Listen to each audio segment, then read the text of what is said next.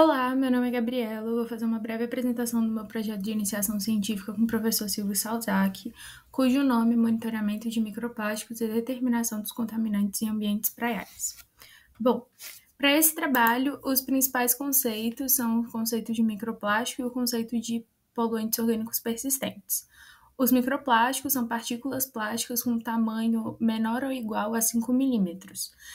Essas partículas elas podem ser de procedência primária ou secundária. Os microplásticos primários são aqueles também conhecidos como pellets. Os pellets eles são o formato em que os plásticos são globalmente comercializados. São pequenas esferas de em torno de 5 milímetros que são comercializados, é a forma que o plástico é comercializado. Já o microplástico secundário é um fragmento de um macroplástico.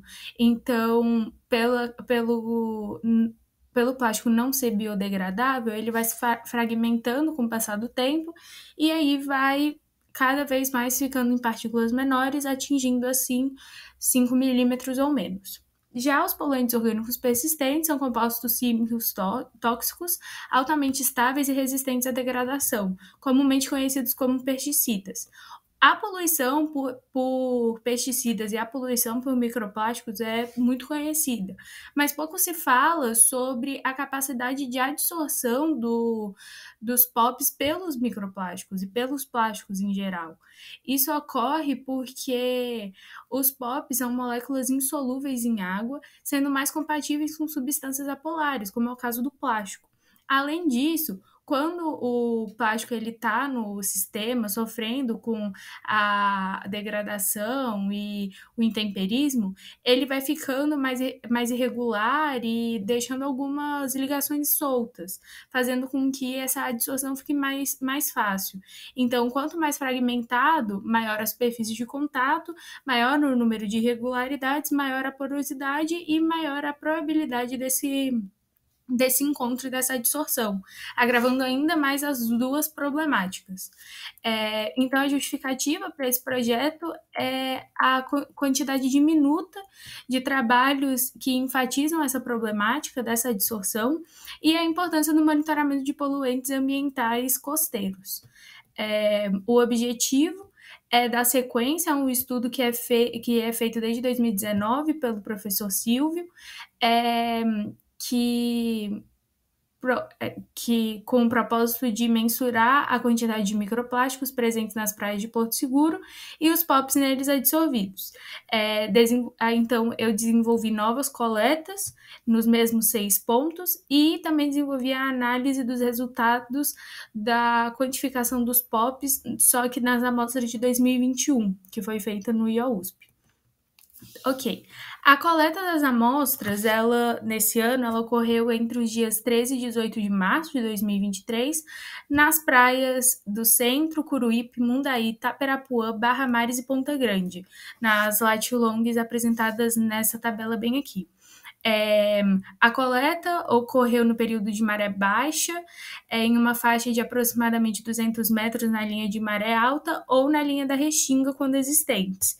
A coleta foi feita a partir de pinças inox e as amostras foram armazenadas em bandejas de alumínio, como mostra aqui na imagem.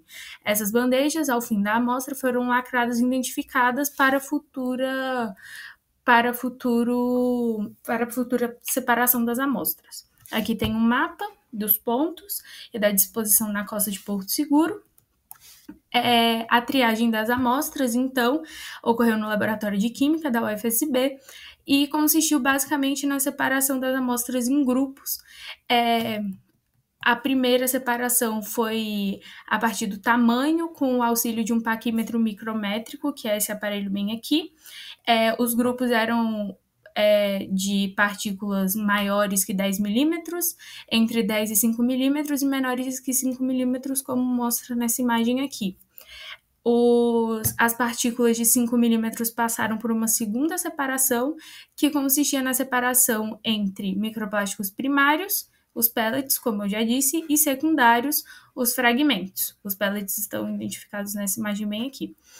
Todas essas parcelas foram levadas a uma balança de precisão para pesagem, que está mostrado bem aqui na imagem. Bom, Também ocorreu a separação por tipo de polímero, sendo levado em consideração o polietileno e o polipropileno, que são os dois principais polímetros utilizados globalmente. Essa separação foi feita a partir da densidade, já que ambos os polímetros possuem densidades diferentes. Então, para isso, foram feitas soluções de água e álcool, uma com 0,93 e uma com 0,91 gramas por centímetro cúbico. Ali, cada parcela, uma de cada vez, era despejada na solução de 0,93.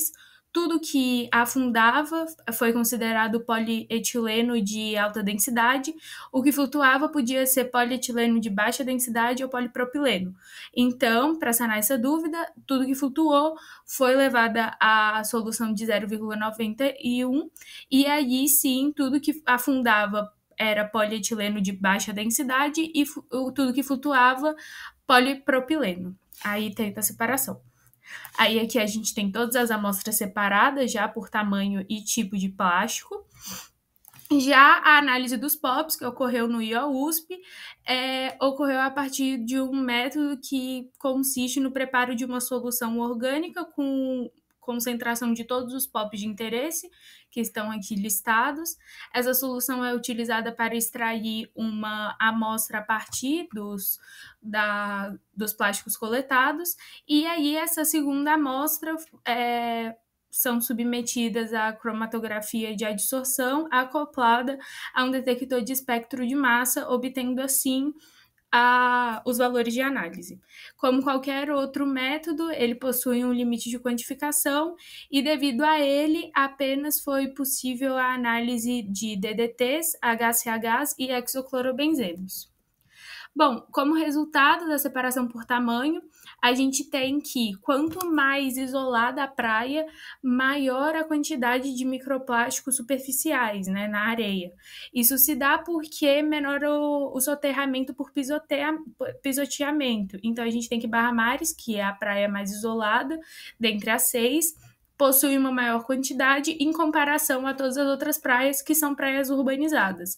Além disso, ela possui uma restinga mais preservada e também uma praia apta à conservação, diferentemente de uma praia dissipativa como Ponta Grande, que tem um caráter muito erosivo e pouco de estabilização das partículas na área de deposição, pouca deposição, né? Então, mais difícil o encontro dessas partículas. Já a separação por tipos de polímero, a gente tem que todos os pontos apresentam uma maior concentração de polietileno, isso porque o polietileno ele tem maior custo aquisitivo para as empresas, então ele é mais usado e, consequentemente, mais encontrado. Agora, na análise dos POPs, a gente tem aqui o HCAH. O HCAH é um POPs formado pela mistura de diversos isômeros, que são esses aqui listados, sendo o mais utilizado o gama-HCAH, porque ele é o único que possui atividade inseticida, também conhecido como lindano. O lindano, ele teve sua comercialização e uso proibida no Brasil somente em 2005, então sua maior concentração se dá devido a esse alto uso, mas também se dá pela sua solubilidade mais apurada em lipídios, como é o caso do plástico, né? Agora, em função os DDTs, o DDT é um dos POPs mais encontrados no ecossistema. Ele foi extremamente utilizado no passado, porém, atualmente, devido a um acordo mundial, ele foi proibido o seu uso em 1998. Ele pode ser encontrado tanto como DDT, como no formato de seus produtos de degradação, que são o DDE e o DDD. E também todos eles possuem as suas parcelas de OP e PP, sendo o PP a parcela ativa e sempre com maior concentração, né, consequentemente, e o OP o subproduto. Então, a gente tem aqui que o DDE, as suas duas formas foram os mais encontrados, isso porque o DDE, ele, mesmo sendo um produto da degradação, ele possui maior persistência no ambiente e também possui maior afinidade com lipídios. Então, eles são mais encontrados em plásticos. Após ele, a gente tem maior concentrações dos DDTs e, por fim, os DDDs, que possuem menor concentração, né, menor persistência no meio e também maior solubilidade. Então, eles possuem menor concentração. Já por fim, a gente tem o hexaclorobenzeno, também conhecido como HCB, que são substâncias que nunca foram utilizadas como agrotóxicos aqui no Brasil, porém, sua concentração em todos os pontos é consequência da geração desse POPs a partir do desenvolvimento de outros agrotóxicos ou solventes clorados. Então, a gente tem aqui também a hipótese de que o rio Buranhém, ele está poluído por esse POPs, isso porque a gente vê que quanto mais perto da jusante desse rio, maior a concentração. Então, pode ser uma possibilidade. Então, como conclusão, a gente tem que torna-se explícita, né, o problema da absorção de POPs pelos microplásticos aqui na região, e também é importante levar em consideração que não significa que só porque esses poluentes estão no litoral de Porto Seguro que eles são originados aqui. Principalmente porque aqui a gente tem pellets e não tem a comercialização desse tipo de substância aqui, né? Então, eles são vindos de fora, entretanto, eles sendo alóctones ou autóctones, eles estão aqui, estão prejudicando, né, o nosso ecossistema, então devem ser mensurados. Sendo assim, é de extrema importância o prosseguimento dessa pesquisa para comprovar as hipóteses aqui apresentadas e desenvolvimento de um monitoramento desses poluentes para possíveis futuras políticas públicas. Então, é basicamente isso. Aqui são as minhas referências. E agradecimento ao professor Silvio pela oportunidade, ao Instituto Oceanográfico da Universidade de São Paulo pela parceria para desenvolvimento da análise dos POPs. É isso, muito obrigada.